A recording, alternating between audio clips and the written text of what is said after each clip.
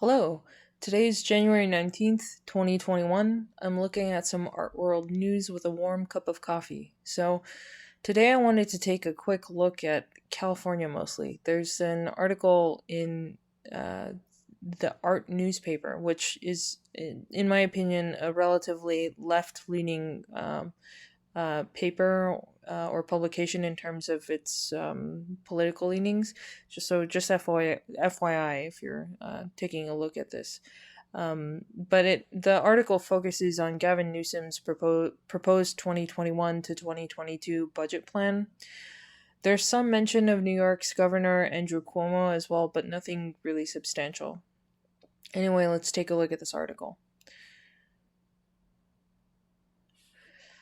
With the current health crisis ravaging the arts industry across the US, two state governors have released ambitious plans to bring culture back to the country's top arts hubs.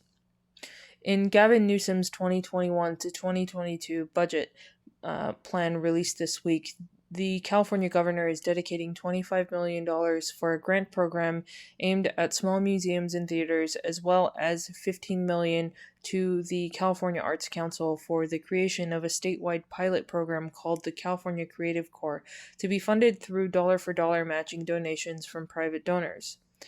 While details are still to come, a press release from the governor's office says that the quote intention is to employ artists in service to the public health crisis in a public-private partnership model, end quote, comparing the statewide effort akin to the Works Progress Administration, the federal initiative that helped U.S. creative workers during the Great Depression, by employing artists, sponsoring projects, and creating scores of public artworks across the country.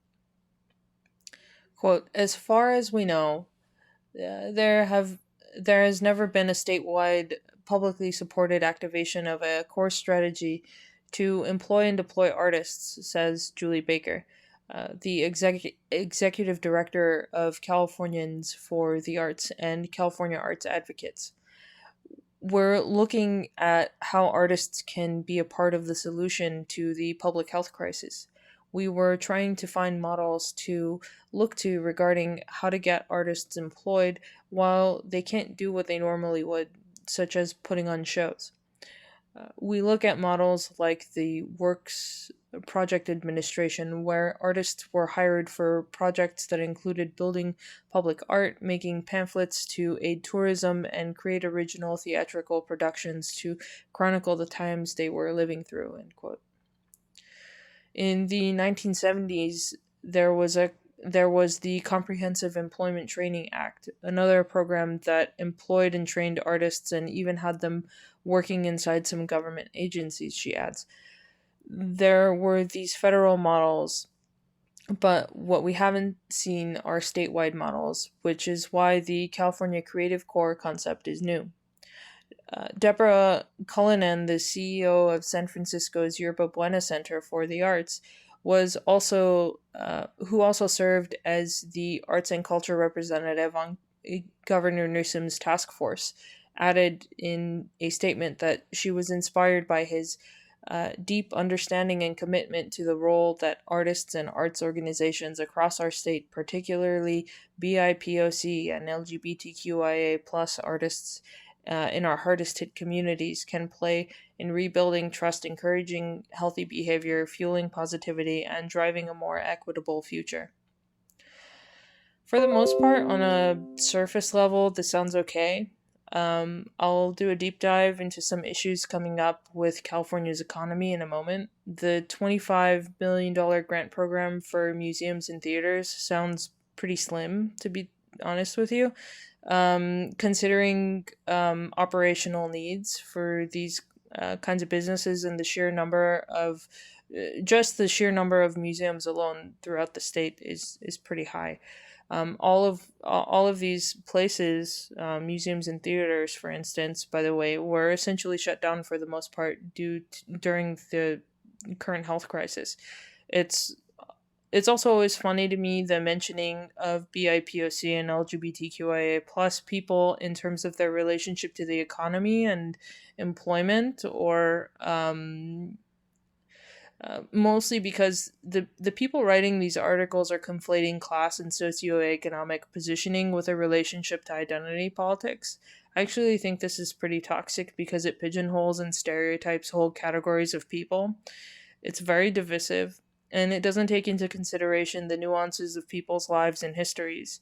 You could, for example, be an immigrant, for instance, from Belarus, and have serious socioeconomic challenges that you'd have to go through to just move past surviving. Especially since many people living in the US, regardless of their migration status, live paycheck to paycheck. Also, if it's really about socioeconomic position within the state, then just deal with people's income. That's one reason why we have a census count.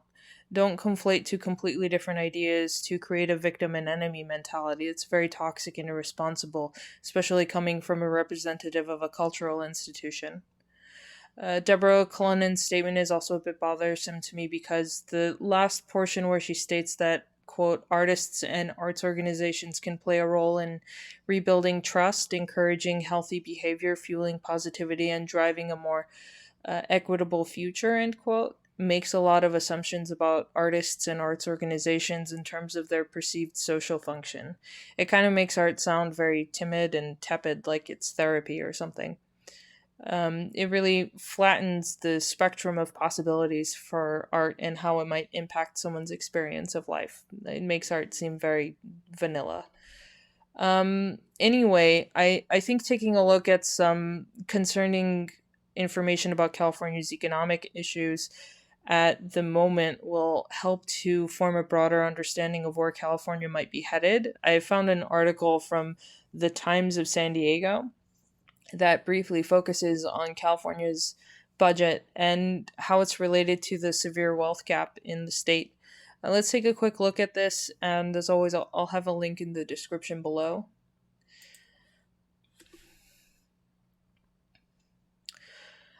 It reads as such. The last recession led to a major dip in the state tax revenue. This one is on track to top its spending limit for only the second time in California history. Under the arcane cap known as the gain limit, the state can't spend more tax revenue per Californian than it did in 1978, adjusted for inflation. Any state revenue over the cap must be split between investments in schools and rebates to taxpayers, which could pencil out to roughly $1.70 per person. Two main factors drive the governor's predictions for gain limit busting revenue. First, California's tax system is considered among the most progressive in the country, meaning the state taxes take a bigger bite as a percentage out of wealthy Californians' incomes, and wealth gains more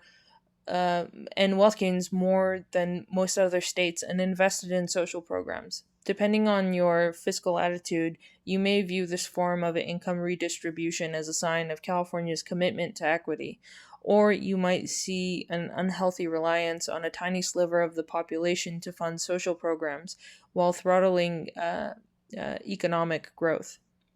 Second, California's top earners, largely tech moguls in the Bay Area, have made a lot of money during the health crisis.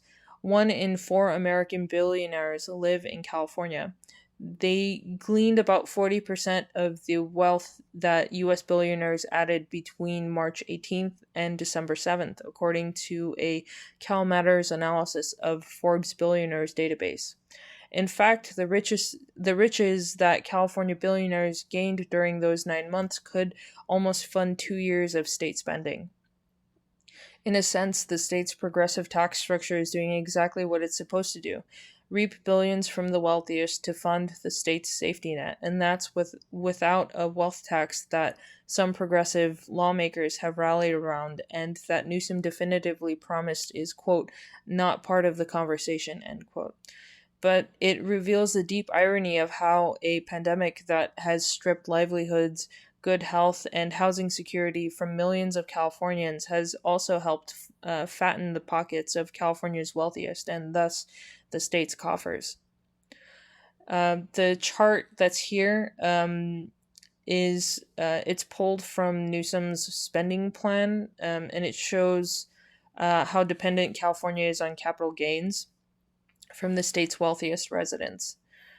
Um, the funny thing here is that the wealthiest people in a given social system are also some of the most mobile and flexible people because they have the most options for things like capital flight, for example.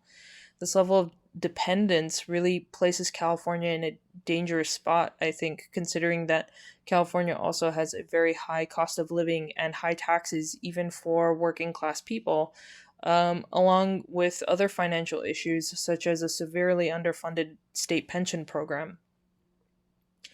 There's another article I wanted to quickly reference as well that's more an indicator of just everyday people and problems with paying for necessary things like housing and utilities. This one focuses specifically on water, which is something everyone needs to survive. All right, it reads as such.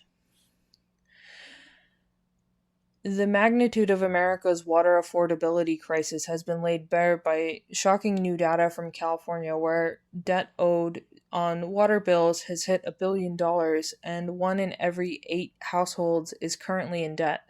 A survey by the State Water Board found at least 1.6 million households are behind on water bill payments. The average debt is $500, but 155,000 or so households are in real trouble, owing more than $1,000 each and accounting for half the total debt.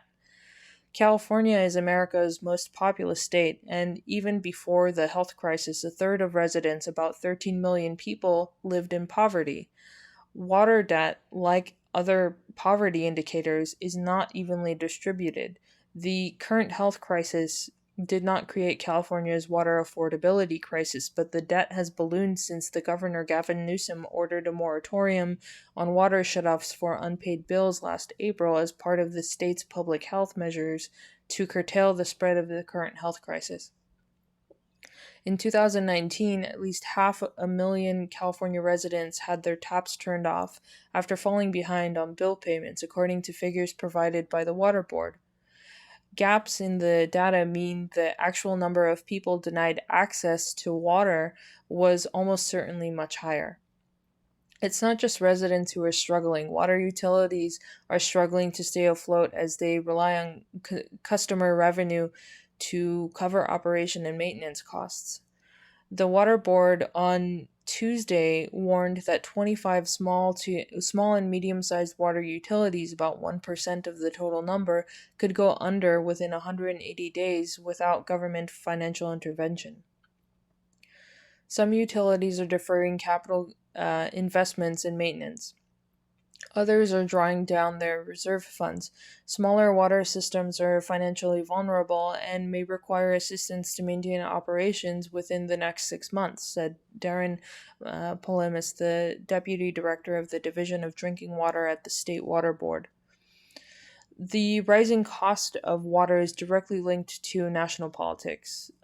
Federal funding for water systems has fallen by 77% in real terms since its peak in 1977, leaving local utilities to raise the money that is needed through bill hikes in order to upgrade aging infrastructure, comply with safety standards for contaminants, and adapt to extreme weather conditions linked to the climate crisis. Okay, so knowing all of this, it's safe to say that Californians specifically are in a very precarious situation. So, what's going to happen if the state isn't able to fulfill its budgetary needs because it has a high level of dependence on capital gains taxes that are collected from some of the wealthiest people in America? Especially considering the ongoing exodus of people, including very wealthy people, from the state of California over the past few years.